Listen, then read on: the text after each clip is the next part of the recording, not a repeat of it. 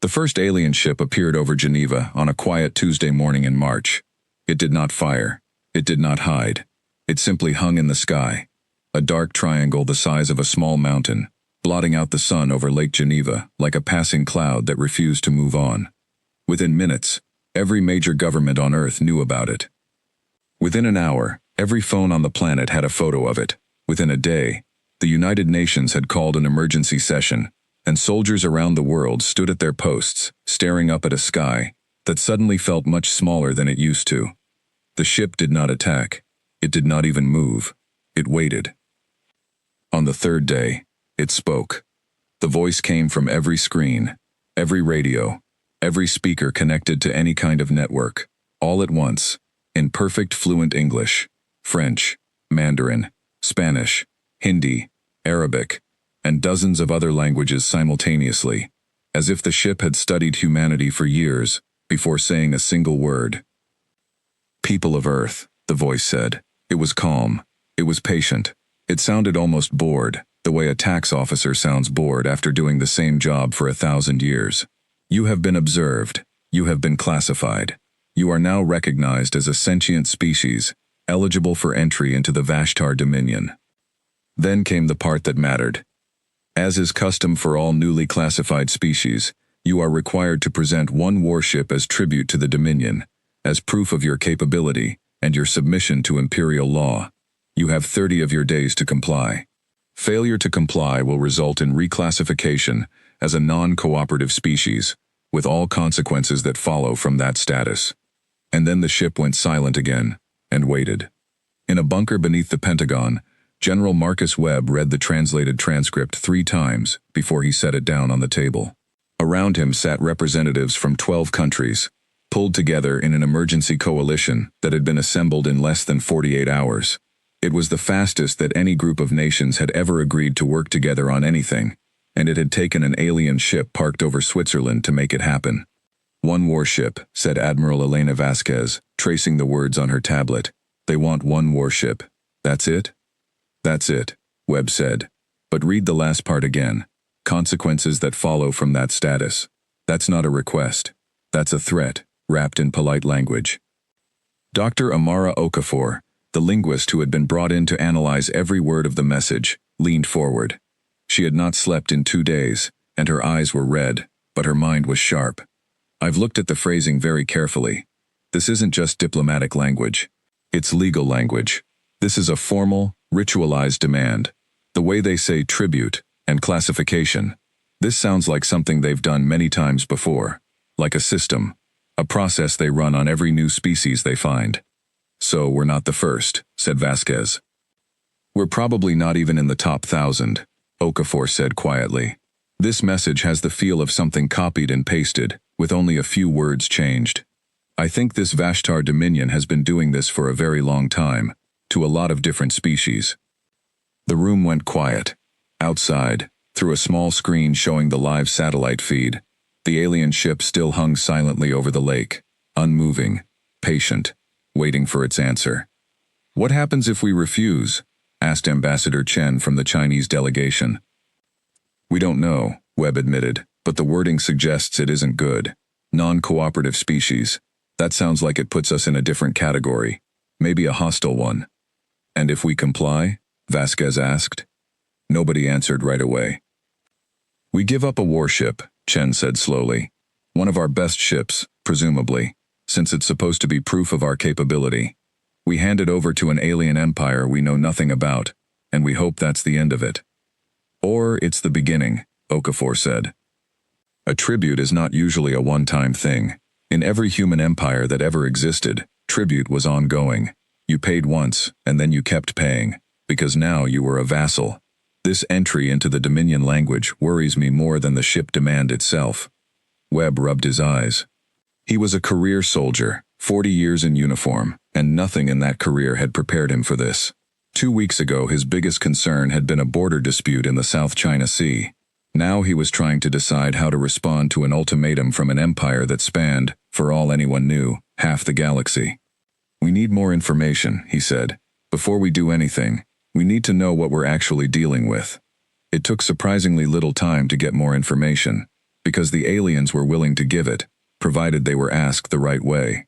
A small team of scientists, diplomats, and one very nervous translator was permitted to approach the ship in a shuttle 3 days after the first message. The ship extended what looked like a boarding ramp, made of a smooth gray material that felt warm to the touch, like it was alive in some strange, metallic way.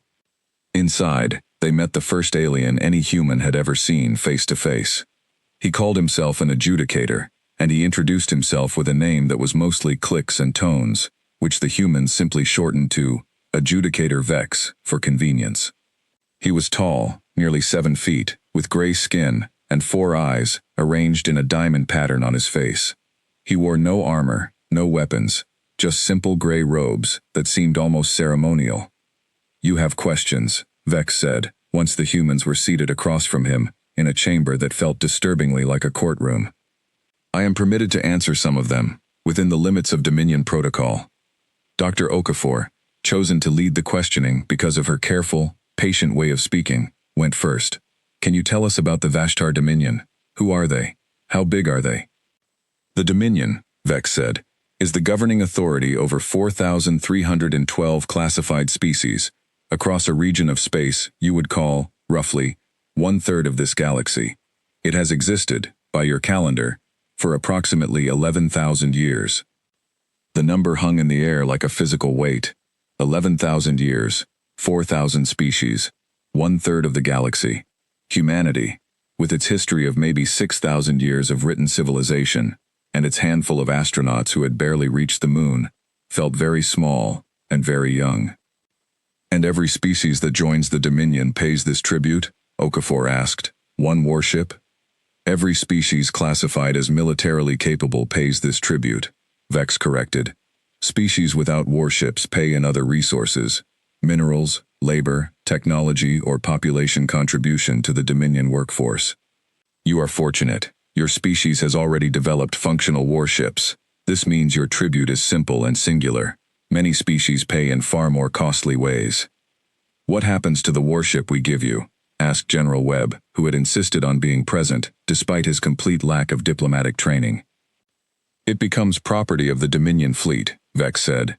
"It may be studied, repurposed, or added to border patrol duty, depending on its quality and usefulness. This is not unusual. Every species contributes according to what it has." "And if we refuse?" Webb pressed.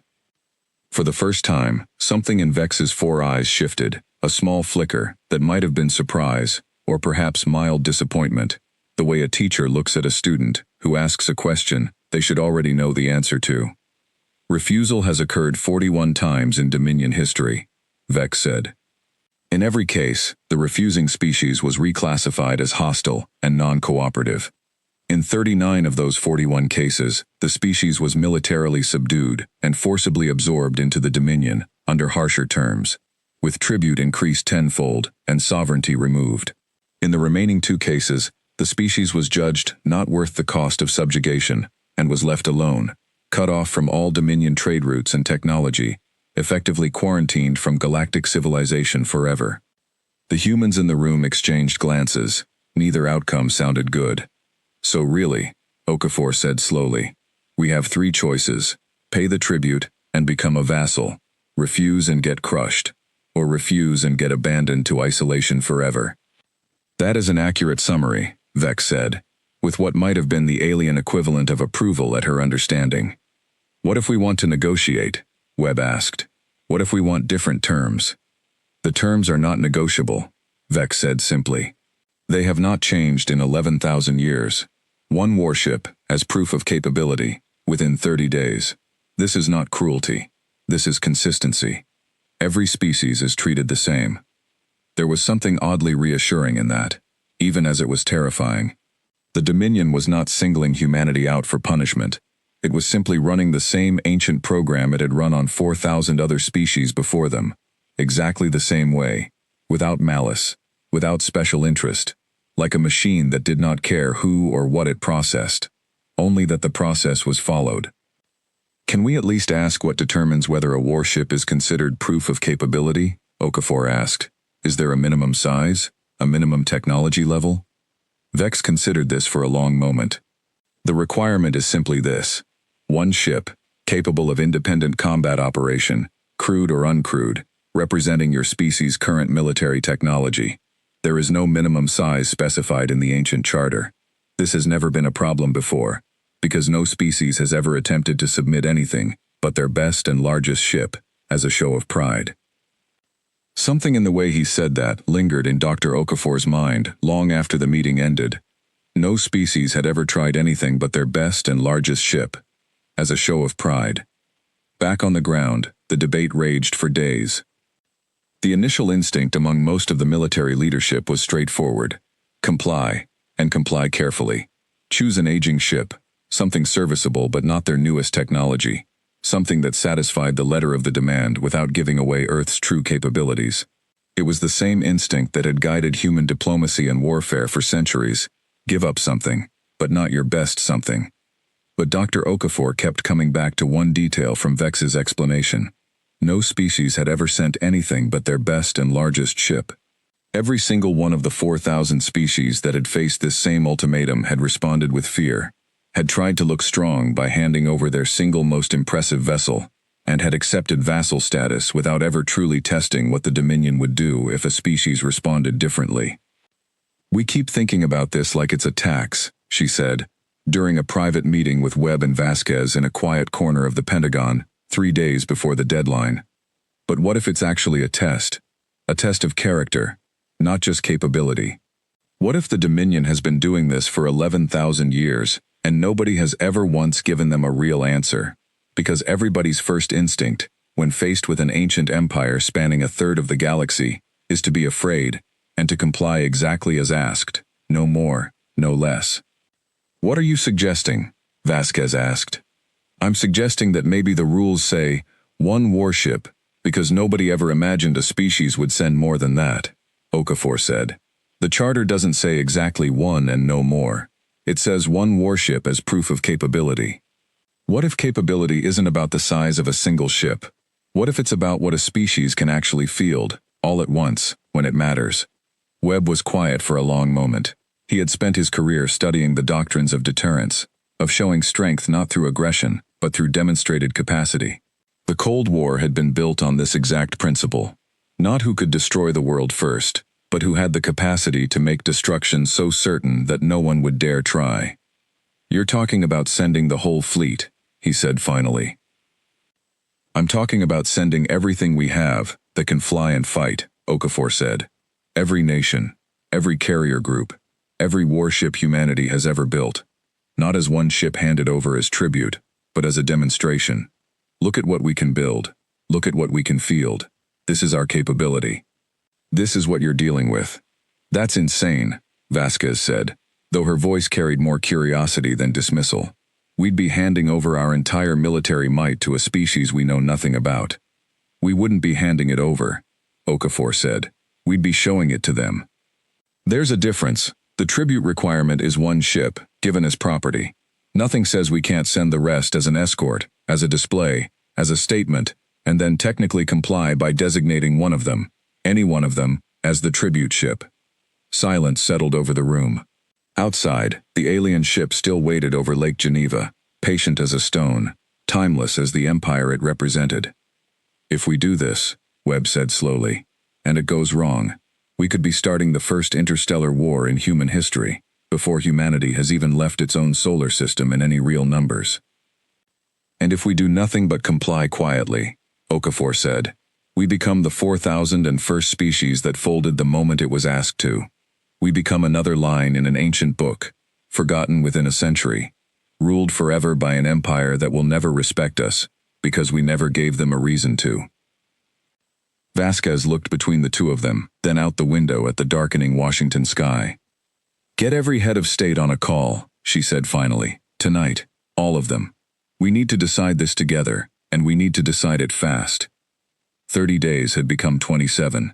The clock was already running, and for the first time since the ship had appeared over Geneva, the people making the decisions on Earth's behalf were beginning to think, not with fear, but with the strange, dangerous confidence of a species that had spent thousands of years fighting itself, and was now being asked, for the first time, to turn all of that hard-won strength outward, toward the stars.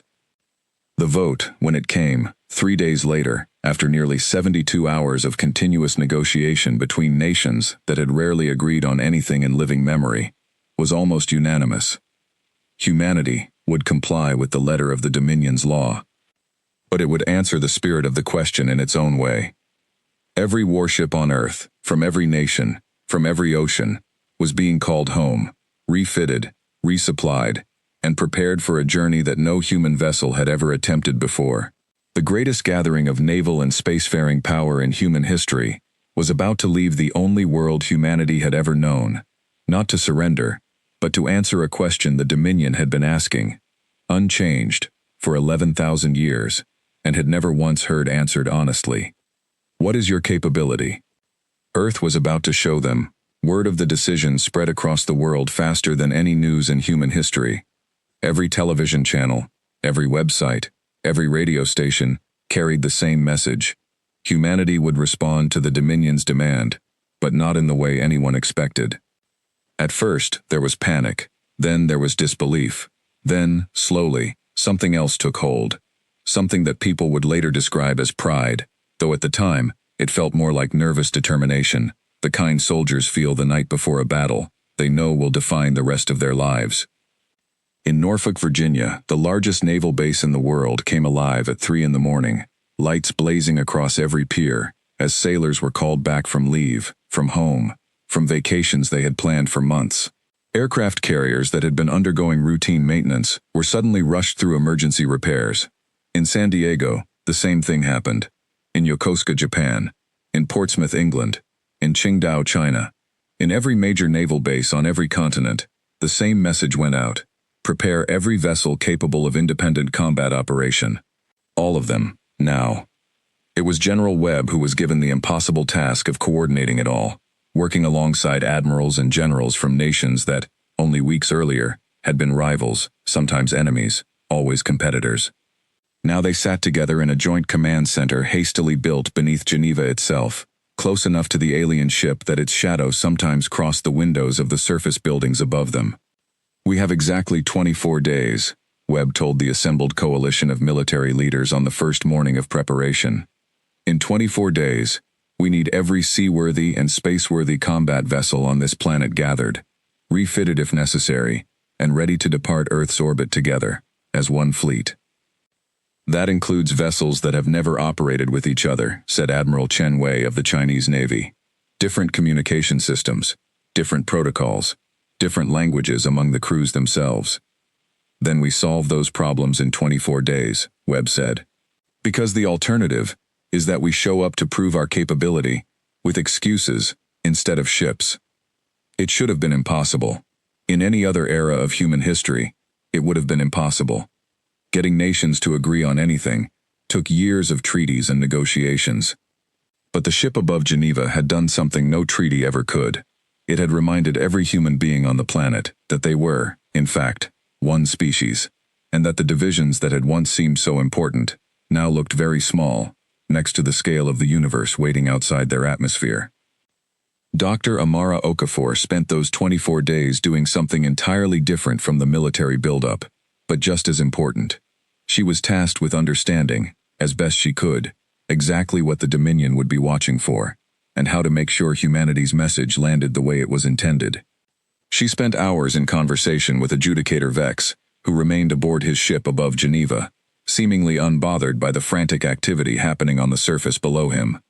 "You are gathering more ships than required," Vex observed, during one of their daily meetings. It was not phrased as a question, and not phrased as a warning either, simply an observation, delivered in the same flat, patient tone he used for everything. "We are demonstrating our full capability," Okafor said carefully, "as is our right, under the terms you explained to us. One ship will be designated as tribute. The rest will accompany it as escort." "This has not been done before," Vex said. "Is it forbidden?" Okafor asked. There was a pause, the longest pause she had ever heard from him. 4 eyes studied her face with an intensity that made her want to look away, though she forced herself not to. "It is not forbidden," Vex said finally. "The charter does not specify a maximum, only a minimum. One ship, capable of independent combat operation. Nothing prevents a species from sending more, if it chooses to demonstrate additional capability. Then that is our choice, Okafor said. I will note this in my report, Vex said. And something about the way he said it made her wonder, not for the first time, whether the adjudicator himself was curious about what would happen next.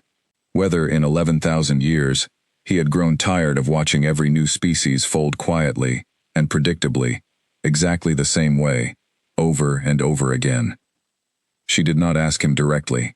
She suspected, somehow, that he would not answer honestly even if she did.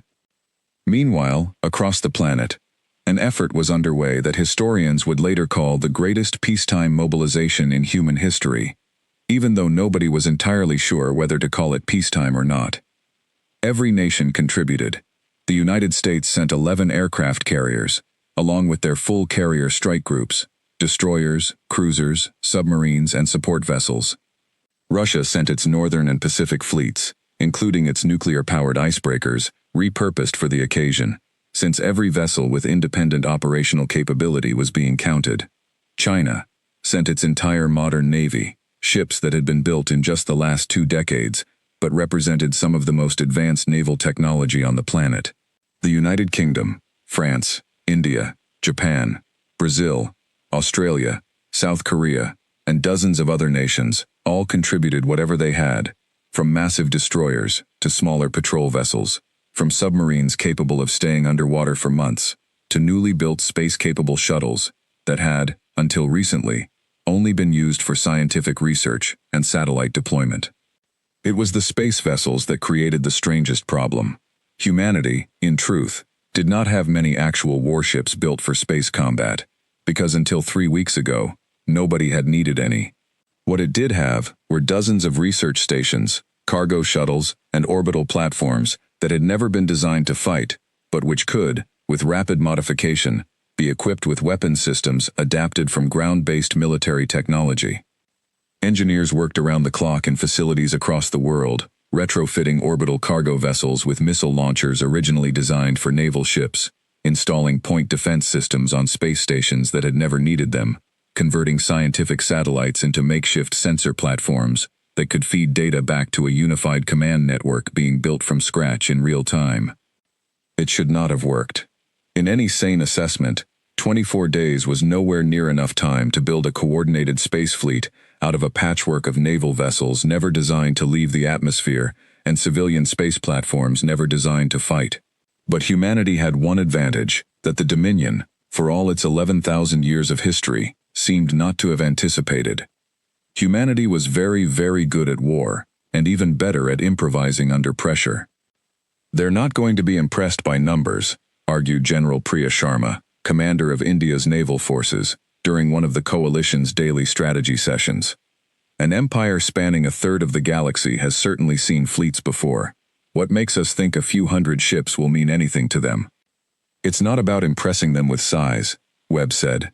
Dr. Okafor's analysis suggests they've never seen a species respond this way before. Every other species that faced this ultimatum sent one ship and accepted vassal status, without ever showing what they were truly capable of. We're not trying to outmuscle a galactic empire.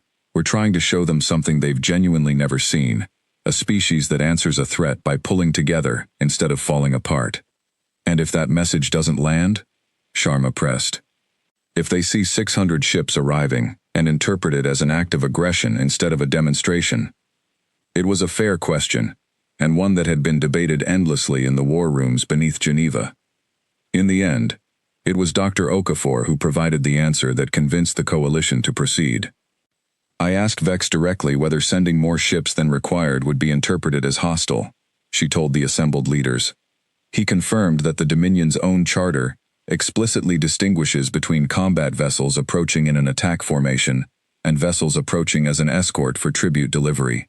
As long as our fleet arrives with the tribute ship clearly designated and our formation matches diplomatic protocol rather than an assault pattern, there is no legal basis under Dominion law for our fleet to be treated as an act of war.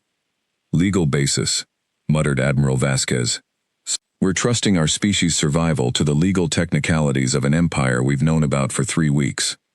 We're trusting it to the fact that they've followed the same rules, unchanged, for 11,000 years. Okafor said.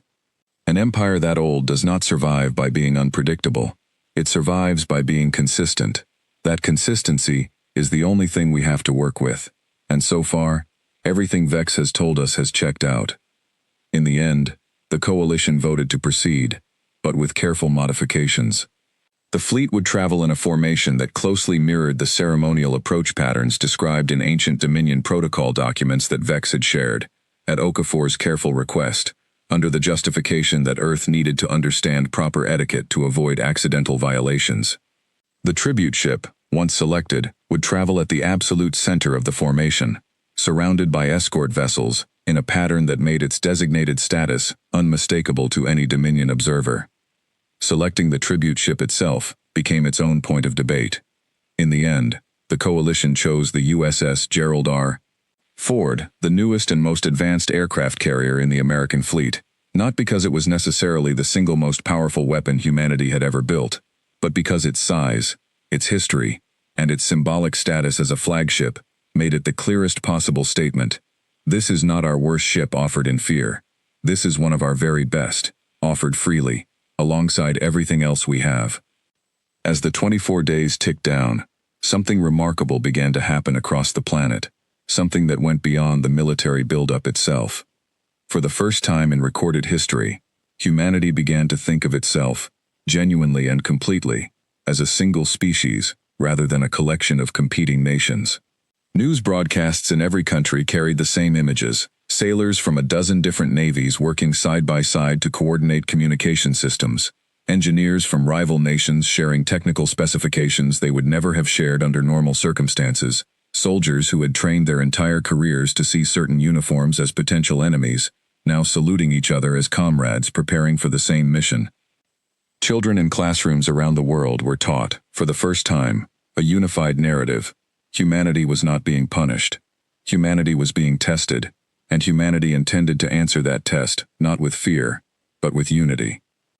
It was not a perfect unity. There were arguments, disagreements over strategy, moments where old rivalries threatened to boil back to the surface under the stress of the deadline. A tense standoff nearly broke out between two carrier groups over disputed positioning in the formation, resolved only after Webb personally intervened and reminded both admirals, in language that would not have been appropriate for any official record, exactly what was at stake if humanity's first impression on the galactic stage was infighting. But by the 20th day, the fleet was taking shape.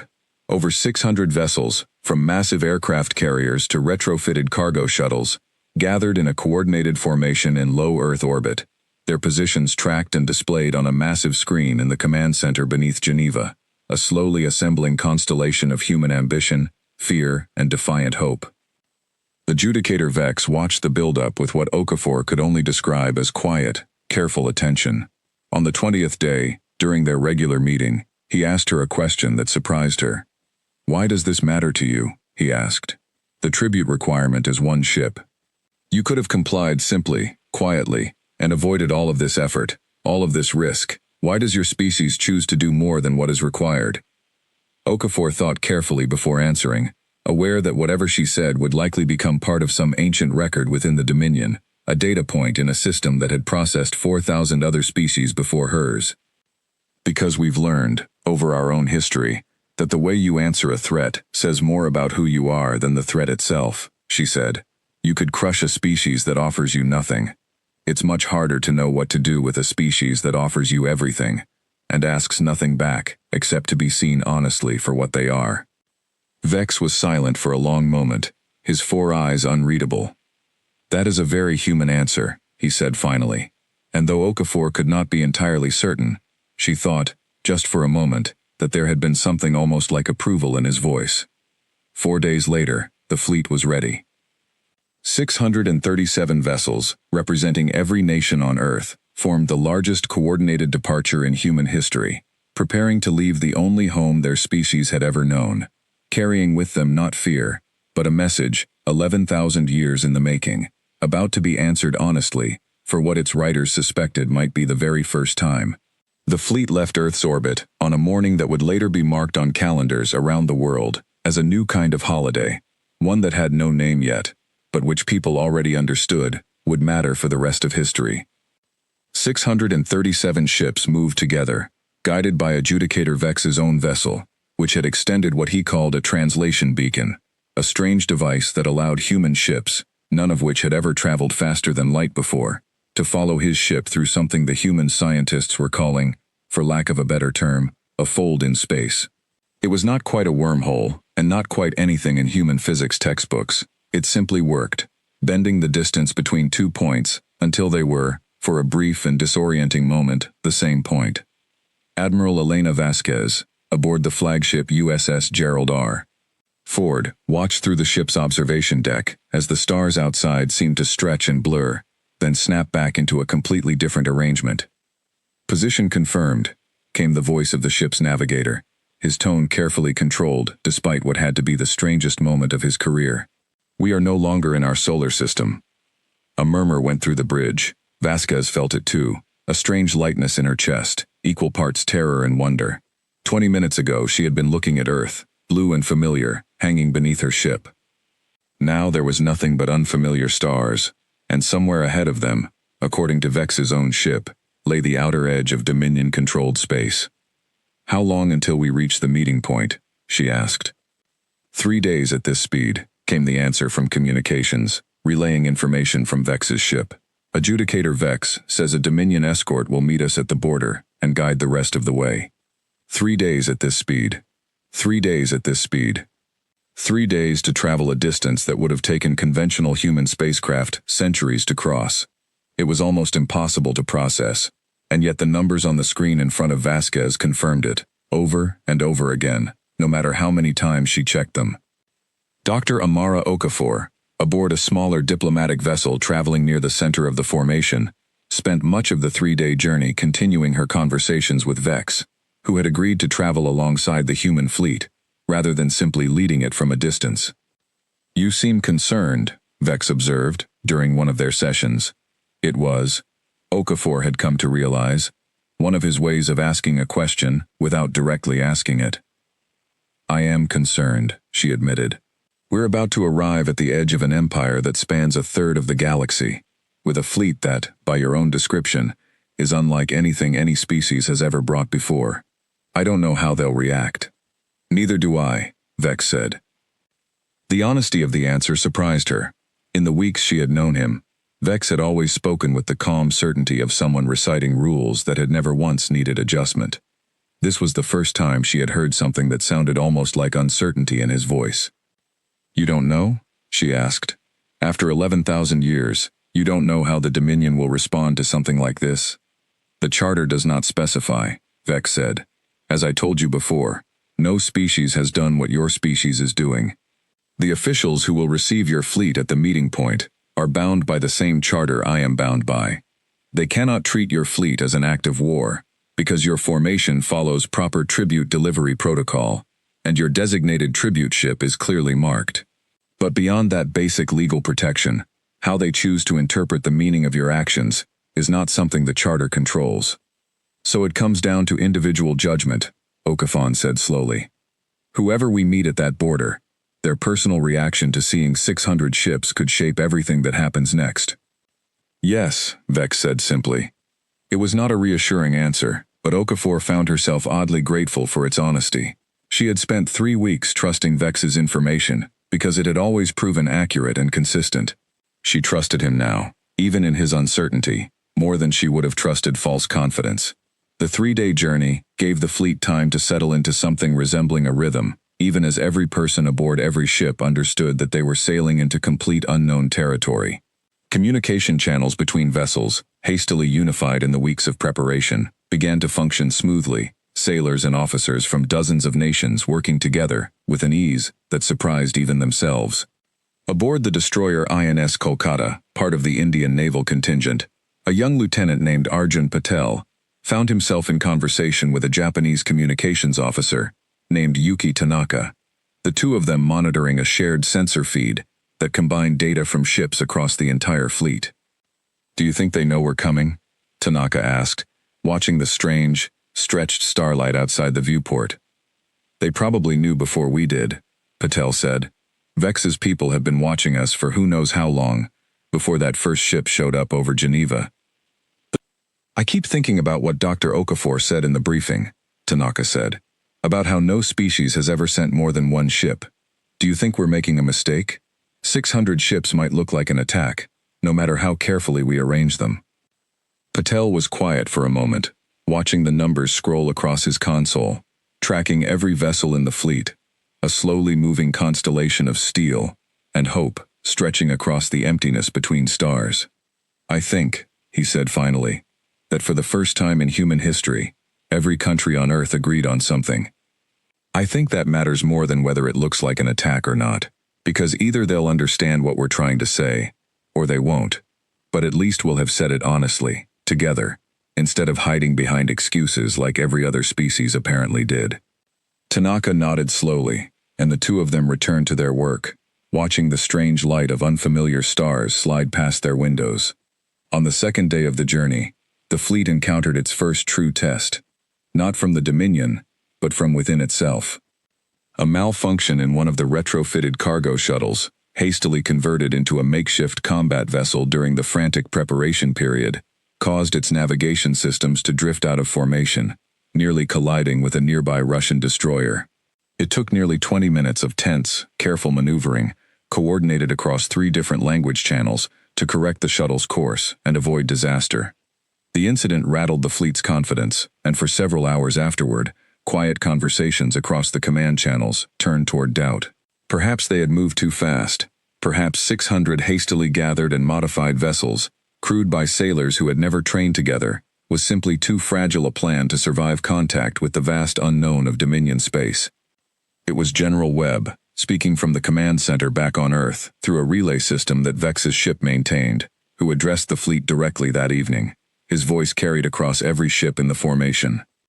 I know some of you are afraid right now, he said, his voice steady despite the exhaustion clearly audible beneath it.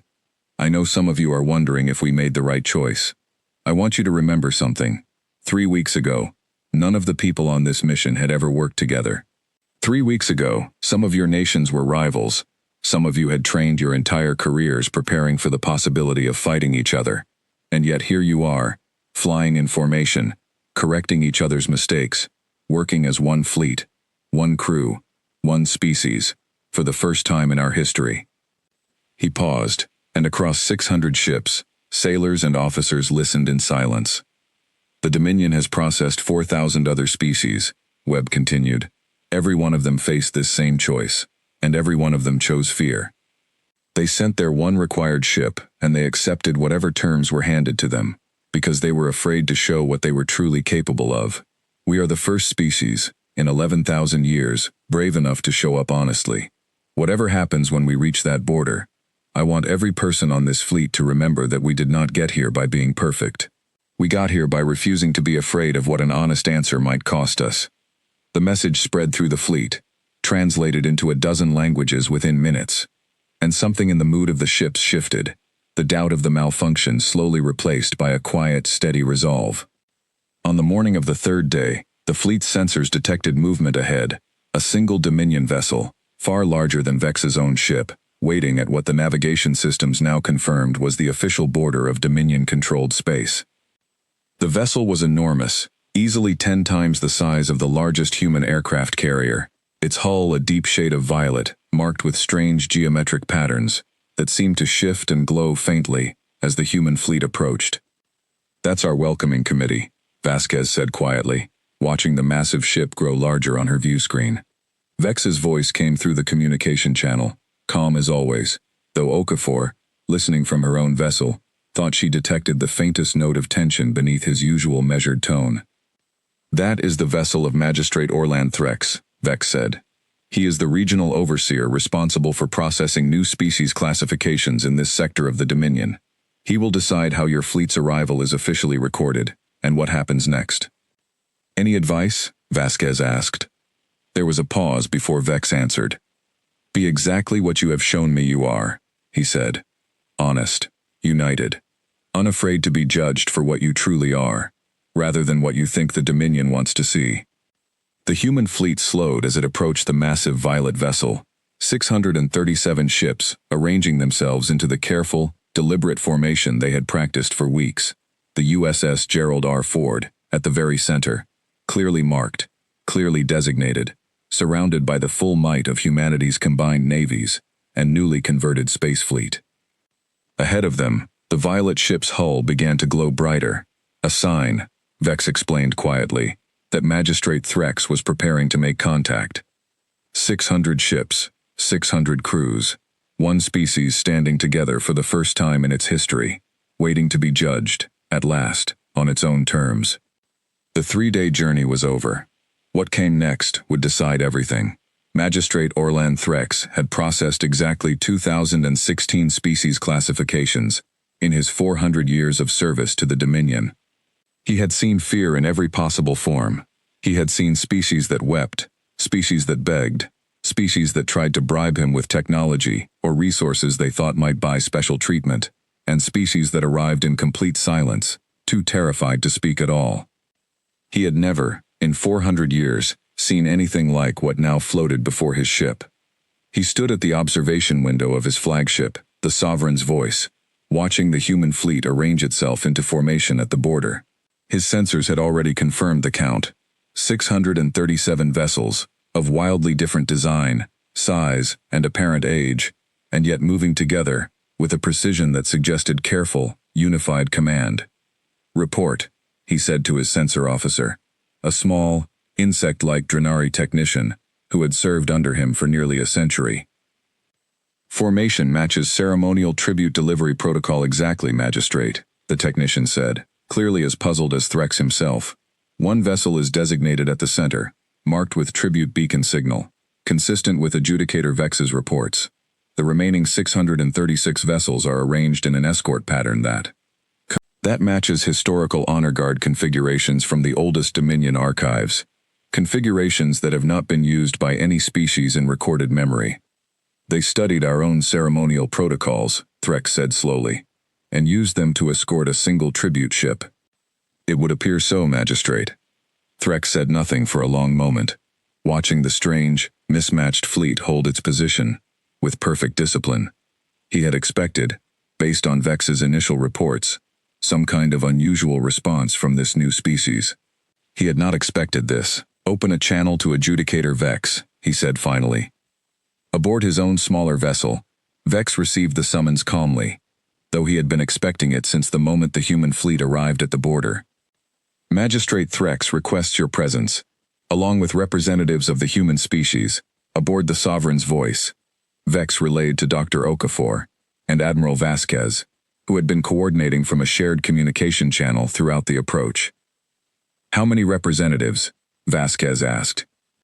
3, Vex said. "This is customary for tribute delivery ceremonies. More would be seen as an attempt to overwhelm the proceedings with numbers, which is not permitted under protocol, regardless of how many ships a fleet contains." Vasquez and Okafor exchanged a look through their video link. They had discussed this possibility during the journey, and had already selected their delegation. Admiral Vasquez, representing the military leadership, Dr. Okafor, representing diplomatic and linguistic expertise, and General Webb, connected remotely from Earth but present in spirit, through a specially prepared holographic relay device that Vex had provided for exactly this purpose. "We're ready," Okafor said. The shuttle ride to the Sovereign's Voice took only minutes, but to Okafor, it felt like an eternity, watching the massive violet vessel grow larger and larger in the viewport, its strange, glowing patterns pulsing gently, like something breathing. Magistrate Threx received them in a wide, circular chamber at the heart of his ship, its walls made of the same warm gray material Okafor remembered from Vex's vessel. He was taller than Vex, his skin a darker shade of gray, marked with faint silver lines that Okafor suspected indicated rank or seniority within the Dominion hierarchy. "Representatives of Earth," Threx said, his translated voice carrying a weight and formality that Vex's had lacked. "You have arrived with a fleet that exceeds the tribute requirement by a factor of 636. Explain this." There was no anger in his voice, Okafor noted carefully. No hostility, simply a demand for explanation, delivered with the patient precision of someone who had processed exactly this kind of formal proceeding thousands of times before, though never quite like this. Admiral Vasquez stepped forward, her posture straight, her expression calm despite the enormity of the moment. Magistrate Threx, she said, waiting for the translation to catch up before continuing. We have complied fully with the terms explained to us by Adjudicator Vex. One ship, the USS Gerald R. Ford, is designated as our tribute, freely given as proof of our species' military capability. The remaining vessels accompany it as escort, which we understand is not forbidden under Dominion Charter. It is not forbidden, Threx confirmed. But it is unprecedented. I ask again, explain your reasoning. Dr. Okafor stepped forward now, her voice steady, though her heart pounded harder than she had expected. Magistrate, our species has a long history of conflict, both between our own nations, and, we now understand, we are about to face the same tests every other species in the Dominion has faced before us. We were told that no species before us has ever sent more than the minimum required tribute. We chose to answer differently, not out of aggression, but out of honesty. This fleet represents the true and complete extent of our current military capability, offered openly, without deception, without holding anything back out of fear. Threx's silver-marked face remained unreadable for a long moment. You believe honesty was the wiser choice, over the caution that every other species before you demonstrated? We believe, Okafor said carefully, that a species which hides its true strength out of fear invites suspicion, invites the assumption that it is hiding something worse than what it shows. We chose instead to be transparent, so that whatever judgment the Dominion makes of us, it is made with full and accurate information, not fear-driven guesswork. For a long moment, the chamber was silent, save for the faint hum of the Sovereign's Voices systems. This is a significant departure from established pattern, Threx said finally, turning to address something on a translucent display that appeared to float in the air before him, covered in symbols none of the humans could read. I must consult the full charter records before determining classification status. This will require time. How much time? Vasquez asked. 3 of your days, Threx said. During this period, your fleet will remain at the border, under formal truce protocol. No hostile action will be taken against you, and none is expected from you, provided your fleet maintains its current formation and does not attempt to cross further into Dominion space without authorization. It was, Okafor realized, the best outcome they could have hoped for at this stage. Not rejection, not immediate subjugation, a pause, a genuine consideration, granted by an empire that had apparently never before needed to consider anything quite like this. We accept these terms, Vasquez said. The 3 days that followed were, in some ways, more tense than the journey itself had been. The human fleet held its position at the border, watched constantly by Threx's sensor arrays, while back on Earth, billions of people waited for news, glued to screens that showed little more than a static image of the fleet holding formation against a backdrop of unfamiliar stars. Aboard the Sovereign's Voice, Threx spent those 3 days in careful consultation with something the humans only later understood to be a vast archive of Dominion legal precedent, a repository of records stretching back the full 11,000 years of the Empire's history, maintained by a rotating council of senior magistrates scattered across different sectors of Dominion space, all consulted through instantaneous communication technology far beyond anything humanity possessed. Vex, who remained with the human delegation throughout the waiting period, explained as much as he was permitted to. The council is debating precedent, he told Okafor, during one of their conversations in the quiet corridors of the Sovereign's Voice. There is no existing rule that directly addresses your situation, because your situation has never occurred before. Some magistrates argue that your fleet's size should be interpreted as an implicit threat, regardless of formation and protocol, and that your species should be reclassified as hostile as a precaution. Others argue that your compliance with every letter of the Charter, combined with your transparency, represents exactly the kind of behavior the ancient tribute system was originally designed to encourage, even if no species has ever demonstrated it before. What do you think? Okafor asked. Vex considered the question for a long moment. I think, he said slowly, that I have spent 400 years of my own service watching species arrive at this same border, again and again, each one smaller, more frightened, more diminished than the last, each one accepting whatever terms they were given because they believed they had no other choice. I think your species is the first one, in all that time, to make me wonder whether the ancient system itself was ever truly designed to crush new species, or whether it was designed, a very long time ago, to identify which species were worthy of being treated as equals rather than subjects, and that the Dominion simply forgot the difference somewhere along the way. It was the most personal thing Vex had ever said to her, and Okafor found herself unable to respond immediately, moved by the weight of it. "Do you think we'll be treated as equals?" she asked finally. "I do not know," Vex admitted. "But I believe, for the first time in longer than I can remember, that the Council is genuinely divided on the question, rather than simply following the same tired pattern without thought. That, in itself, is something new."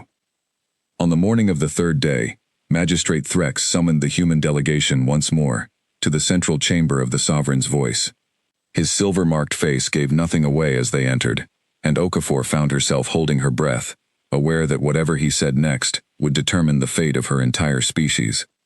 "The Council has reached a decision," Threx said, his voice carrying the same formal weight it had held during their first meeting. It was not unanimous. It was, in fact, the most closely divided decision recorded in Dominion history regarding a new species classification. But a decision has been reached. He paused, and in that pause, Okafor felt the full weight of 11,000 years of empire pressing down on the moment. "Your tribute ship, the USS Gerald R. Ford, is accepted as fulfillment of the charter requirement," Threx said.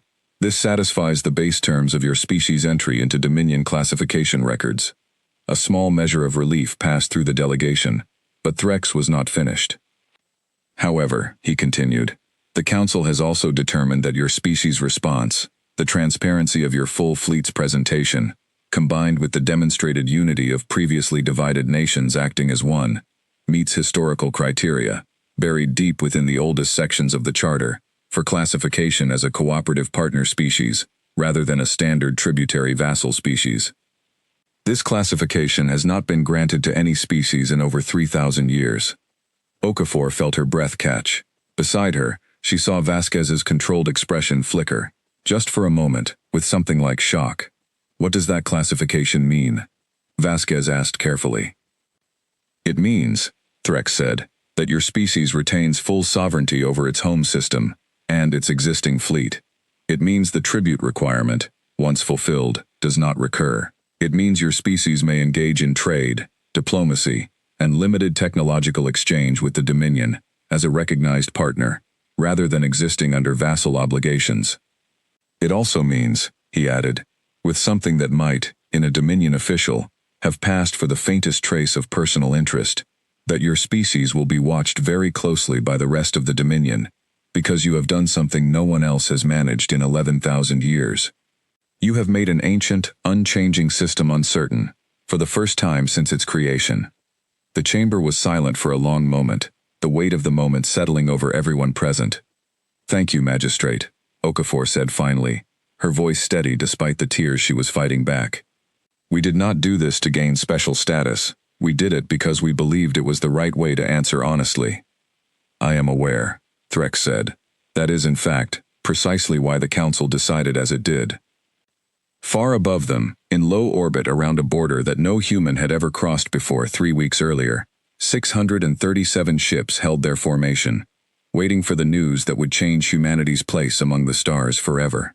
The news reached Earth 6 minutes after Magistrate Threx delivered his decision, carried through the same relay system Vex's ship had used to broadcast the original ultimatum months earlier. This time the message was different, and the reaction that followed was unlike anything humanity had ever experienced together.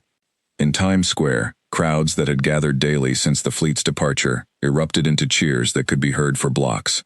In Beijing, families gathered around television screens in silence, then in tears, then in celebration. In small villages across every continent, in places with no television at all, word spread by radio and by voice passed from person to person, until entire nations understood, almost simultaneously, that humanity had not been crushed, not been enslaved, not been erased from its own history. Humanity had been recognized. General Webb, watching the celebrations from the command center beneath Geneva, found himself unable to speak for several minutes, overwhelmed by a moment he had spent weeks preparing for, without ever truly believing it might end this way. "Cooperative partner species," he said finally, reading the phrase aloud from the official translated record, as if saying it might make it feel more real. 3,000 years since anyone's earned that. Beside him, Admiral Vasquez, still aboard her flagship at the border, allowed herself a rare smile as she watched the celebrations streaming in from Earth's news networks.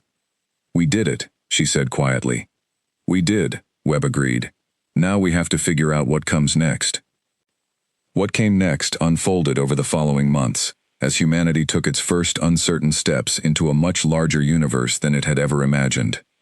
Adjudicator Vex remained assigned to Earth as its official Dominion liaison, a role he had specifically requested, much to the surprise of his superiors.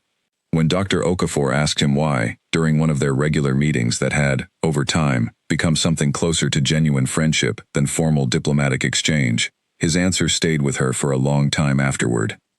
"In 400 years of service," he said, "I have processed species after species, watched them fold into the same predictable pattern, over and over, until I nearly forgot that a different pattern was even possible. Your species reminded me why the Dominion's ancient charter was written the way it was in the first place, not to crush new species into submission, but to give them a chance to show what they were truly capable of, honestly, without fear. I would like to see what your species does with that chance." The relationship between Earth and the Dominion, while cautious and still evolving, began to open doors that would have seemed impossible only months earlier. Limited technological exchange agreements allowed human scientists access to certain categories of Dominion knowledge, carefully selected to avoid destabilizing the balance of power across the wider galaxy, but still representing leaps forward that would have taken human research decades or centuries to achieve on its own. In exchange, the Dominion gained something it had apparently not expected to value: access to human perspectives, human problem-solving, and human resilience, qualities that, according to Vex, remained rare among the Dominion's 4,000 classified species, most of whom had been thoroughly subdued and integrated into Dominion systems so long ago that whatever unique qualities they once possessed had been slowly ground away by centuries of vassal status. "Your species argues with itself constantly," Vex observed once, during a visit to Earth itself, watching a particularly heated debate unfold in the halls of the United Nations building in New York. "Your nations disagree, your leaders disagree, your scientists disagree. And yet, when it mattered, you found a way to act as one. I have come to believe this may be your species' greatest strength, one the Dominion's older, more uniform societies have long since lost. Not everyone within the Dominion welcomed humanity's new status quietly." 6 months after the fleet's return to Earth, word reached Dr. Okafor, now serving as humanity's chief diplomatic liaison to the Dominion, of growing unrest among certain factions within the Dominion's ruling council. Some magistrates, uncomfortable with the precedent humanity had set, argued that cooperative partner status, once granted, threatened the stability of the entire tribute system, worried that other subdued species, watching from their own corners of the empire, might grow emboldened by humanity's example and begin questioning the terms of their own long-standing vassal status. It was Magistrate Threx himself, now regularly in contact with Earth's leadership, who warned Okafor of the growing tension during a private communication. "There are those within the council who see your species not as an inspiring exception, but as a dangerous precedent," he told her. "Some have suggested that your cooperative partner status was granted in error, a mistake born of the council's own internal divisions, and that it should be revisited and revoked."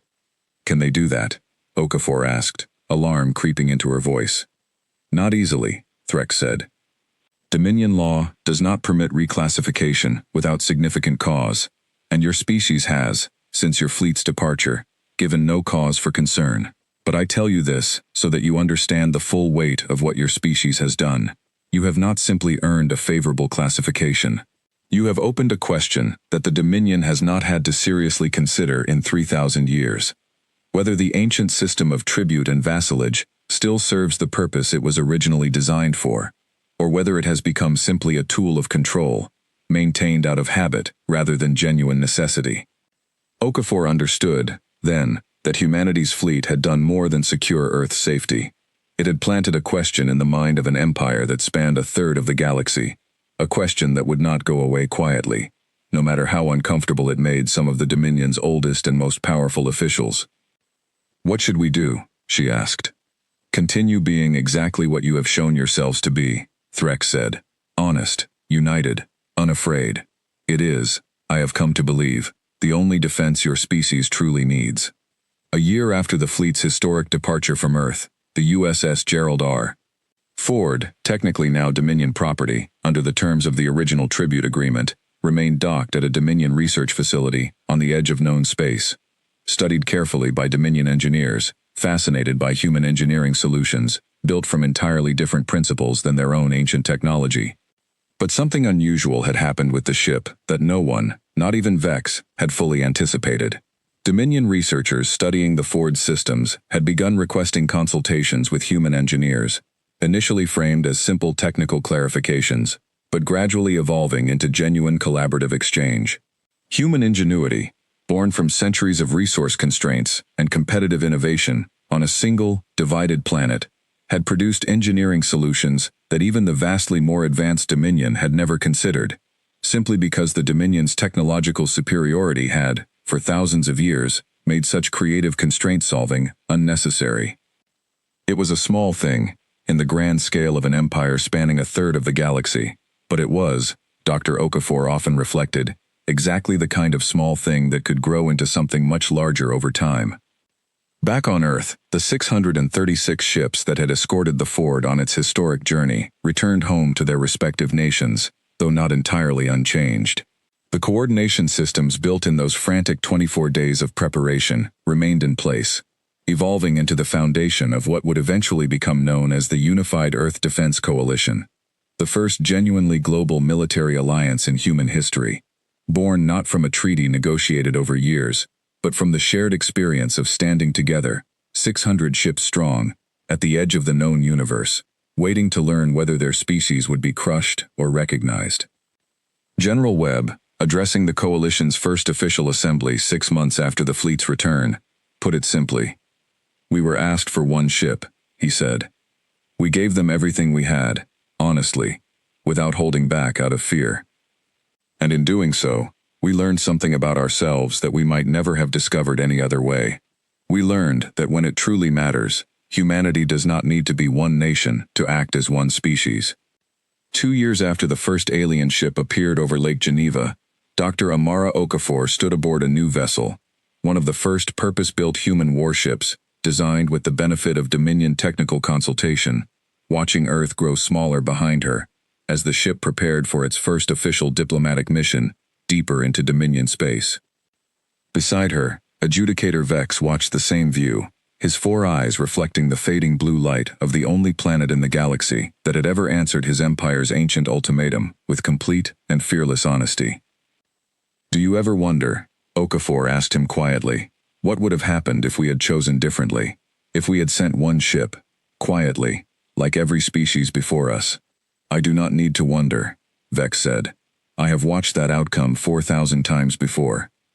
Species after species, folding quietly into the same pattern, disappearing into the vast, uniform machinery of the Dominion, indistinguishable from one another after a few centuries of vassal status.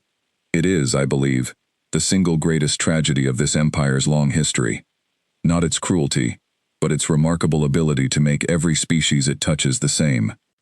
He turned to look at her directly, an unusual gesture that Okafor had learned, over 2 years of friendship, meant he considered what he was about to say important. "Your species chose a different path," he said. "Whether that path leads somewhere better, only time will tell.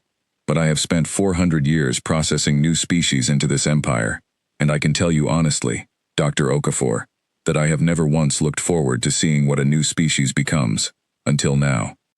Ahead of them, the stars stretched out into the vast, unknown darkness of a galaxy far larger and far older than anything humanity had ever imagined possible.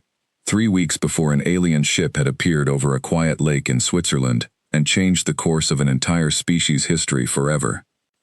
Behind them, Earth continued turning, its people no longer looking up at the night sky with fear, but with something new.